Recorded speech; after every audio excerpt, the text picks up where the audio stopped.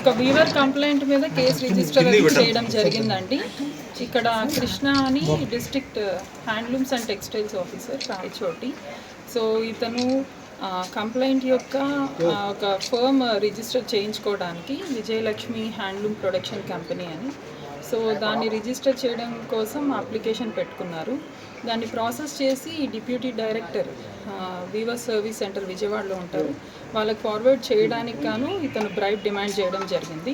Total bribe demand 1,50,000, part payment 70,000 ముందు ఇవ్వమని చెప్పి ఈరోజు తీసుకుంటూ ఉండగా రెడ్ హ్యాండెడ్గా పట్టుకోవడం జరిగింది అతను ఈరోజు. సో కడపలో ఈ కేసు రిజిస్టర్ అయిందండి. కడప టీం అంతా వచ్చారు, నేను ఇన్ఛార్జ్ డిఎస్పీ. డీజీ ఏసీబీ గారి ఆదేశాల మేరకు ఈరోజు ఈ ట్రాప్ ఇక్కడ చేయడం జరిగింది. జెస్సీ ప్రశాంత్ మేడం, అతను ఎన్ని రోజుల నుంచి అతను వేధిస్తూ వచ్చాడు, ఇబ్బంది పెట్టాడు? లాస్ట్ నవంబర్లో అప్లికేషన్ ఏదో పెట్టుకున్నారండి. జనవరి నుంచి ప్రాసెస్ నడుస్తోంది. సో అతను రిక్వెస్ట్ చేస్తూ ఉన్నారు అది ఫార్వర్డ్ చేయమని. సో అతను డిలే చేస్తున్నాడు, బ్రైబ్ అమౌంట్ ఇచ్చేంత వరకు చేయను అని చెప్పి ఈరోజు ఇవ్వడం జరిగింది. రెడ్ హ్యాండెడ్గా పట్టుకుంది. మేడం పేరు మేడం, బాధితుని పేరు మేడం?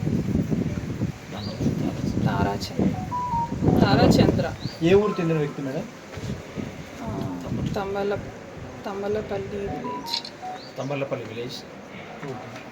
అతను ఏం చేస్తాడు మేడం? వీవర్ అండి, వీవర్ అతను.